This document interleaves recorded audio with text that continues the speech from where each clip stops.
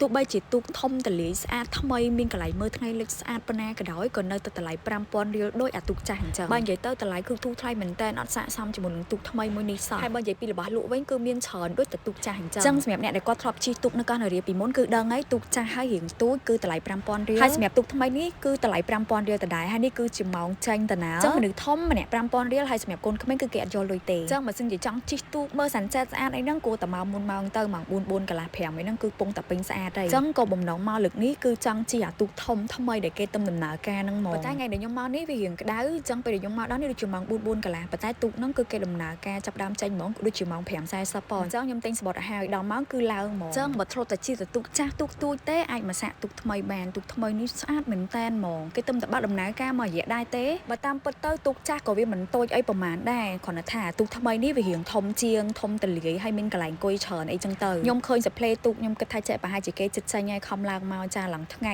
ចេះហ្មងដល់ពេលហើយឡើងមកក៏ចុះទៅវិញរកអីញ៉ាំមកហើយព្រោះតែមានមនុស្សច្រើនគឺរៀងស្ទះកន្លែងញ៉ាំហ្នឹងឯងមិនស្ទះអីទេគ្រាន់តែថាយើងកំងទៅវារៀងយូរអញ្ចឹងហើយសម្រាប់នៅខាងក្រោមគេហ្នឹងគេមានលក់បាយឆាមីកំប៉ុងហើយរបៀបបុកល្ហុងបុកមីលក់ប្រហិតលក់ទឹកភេសជ្ជៈអីផ្សេងអីនិយាយទៅដូចតែទូកចាស់អញ្ចឹងហើយពេលដែលយើងមកជិះទូកហ្នឹងដូចជាគេឲ្យយកភេសជ្ជៈឬក៏របស់ញ៉ាំអីពីខាងក្រៅមកទេដោយសារតែគេមានលក់ក្នុងហ្នឹងអញ្ចឹងណាអញ្ចឹងបើសិនជាបងប្អូនទាំងគ្នាយកមកប្រហែលជាគេអាចនឹងឆាច់លុយបន្ថែមអីអាហ្នឹងក៏ខ្ញុំអត់ច្បាស់ដែរអញ្ចឹងមកតែមកខ្លួនមកបាច់ទៅវិចអានេះអាណោអីទេចាំមកញ៉ាំរបស់នៅនេះទៅរបស់តំណងគួរសមដែរហើយភ្លេចនិយាយមួយទៀតនៅក្នុងហ្នឹងក៏គេមានបន្ទប់ទឹកដែរណាអញ្ចឹងពេលញ៉ាំអីហើយបាច់បារម្ភថាអូវាខ្លាចអីពិបាកឬបន្ទប់ទឹកអីទេអានេះខ្ញុំយកបុកមីគ្រឿងសមុទ្រមួយចានហ្នឹង 20000 រៀលយ៉ាតម្លៃរៀង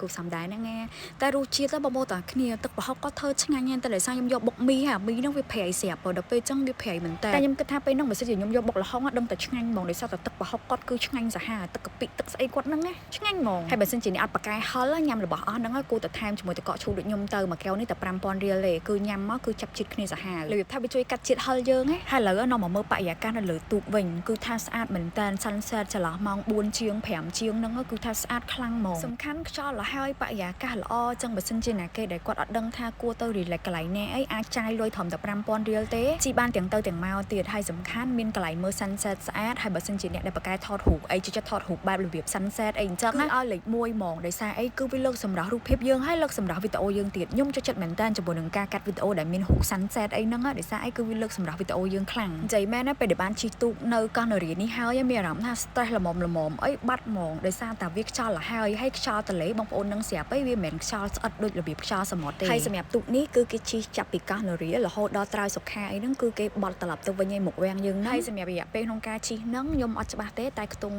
40នាទីអីហ្នឹងដូចជាអត់ដល់1ម៉ោងទេទាំងទៅទាំងមកអញ្ចឹងពេលដែលគេត្រឡប់ទៅវិញគឺត្រឡប់ទៅចំណតដដែលគឺនៅកោះនរាហើយសម្រាប់បងប្អូនដែលចង់ឡើងទូកហ្នឹងគឺអាចមកបានតាមច្រកខ້ອຍហ្នឹងទៅគឺឃើញកន្លែងចំណតទូកហើយការជិះទូកកំសាន្តនៅកោះនរាហ្នឹងក៏ជាការលើកស្ទួយក៏ដូចជាគ្រប់គ្រងនៅវិស័យទេសចរយើងមួយកម្រិតដែរហើយយើងក៏ជាផ្នែកមួយដែរនៃការលើកស្ទួយនៃវិស័យសេដ្ឋកិច្ចជាតិរបស់យើងអញ្ចឹងវីដេអូជិះទូកថ្ងៃហ្នឹងគឺមានតែប៉ុណ្្នឹងទេកុំភ្លេច follow page ខ្ញុំណាមួយផងណាជួបគ្នានៅវីដេអូក្រោយទៀតបាយបាយ